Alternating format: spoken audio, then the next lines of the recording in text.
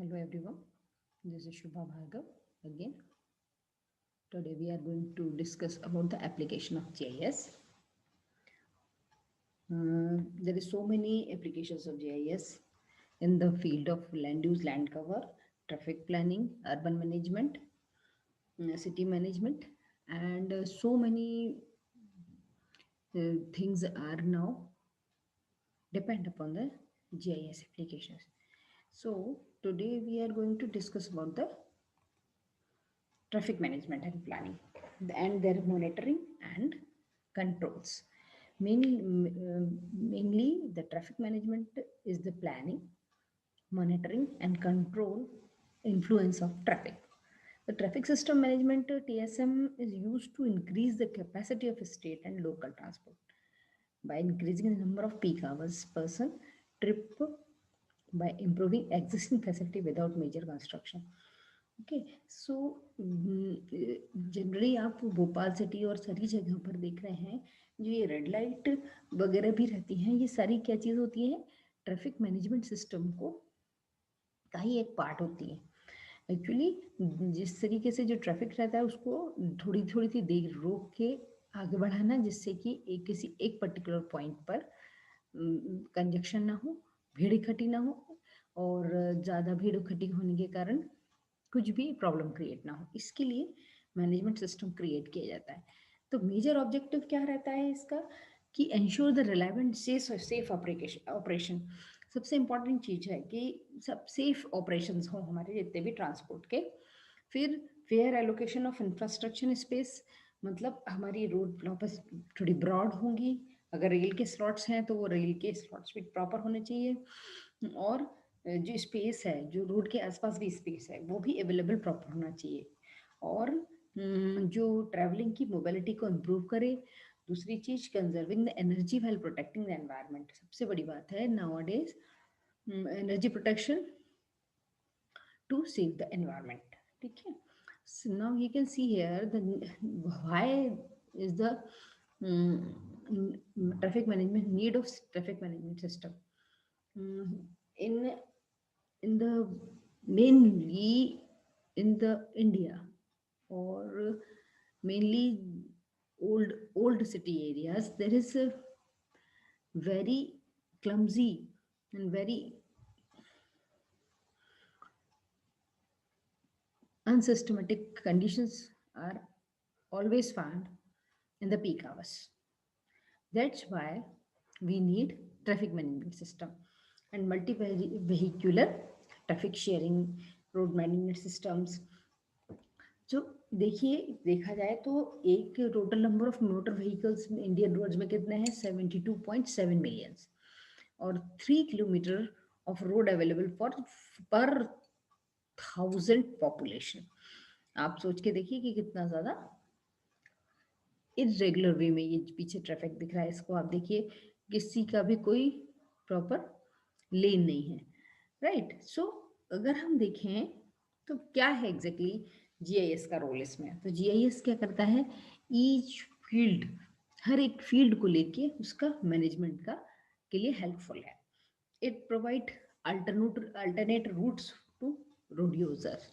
जिस तरीके से अभी बाईपास और अंडरपास प्लस फ्लाईओवर्स बन रहे हैं, वो भी इसी का एक पार्ट है. Providing necessary information to passenger.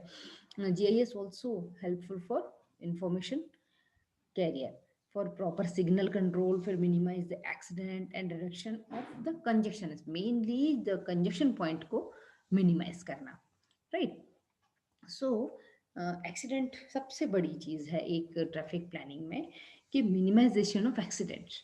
Accidents can be minimized through GIS by generating the database on most of the accident prone spots.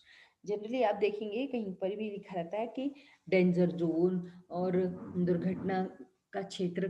तो उस उन पर्टिकुलर ये क्या गया डेटा पुराना निकाला कि देखा गया कि कितना इस पर्टिकुलर प्लेस पर पिछली बार से लेके अभी तक एक्सीडेंट है. तो इसका मतलब ये अगर ये ब्लाइंड टर्न है तो यहाँ पर एक एक्सीडेंट प्रोन एरिया है. तो उन पर्टिकुलर छोटी छोटी चीज़ों को डेटा से कलेक्ट करके और उसके बेसिस पर हम क्या करते हैं, ग्राफिकल और टेबुलर फॉर्मेट बनाते हैं यूजर्स के लिए, और ड्राइवर बिकम एक्स्ट्रा क्वेश्चन। अब ये पूरे पॉइंट्स को हम हाईलाइट करके रोड पे दिखाते हैं, जिससे कि ड्राइवर हमारे जो रहते हैं वो एक्स्ट्रा कॉशियस हो जाते हैं उस पर्टिकुलर प्लेस के आसपास के एरियाज में, राइट।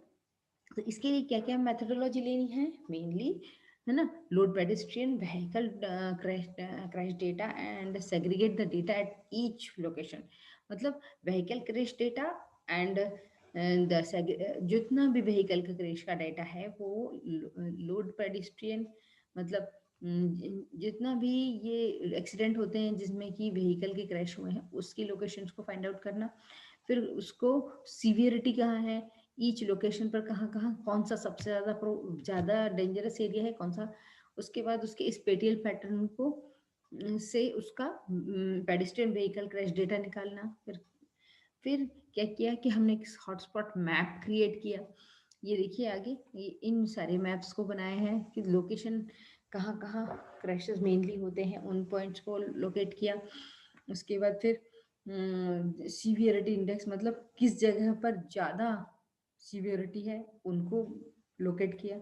फिर पेडेस्ट्रियन के लिए हॉटस्पॉट कौन कौन से एरिया हैं जहाँ से पेडेस्ट्रियन को हम पास कर सकते हैं इजीली, और वो रिस्क बिनर है तो वो भी वो कर सकते हैं।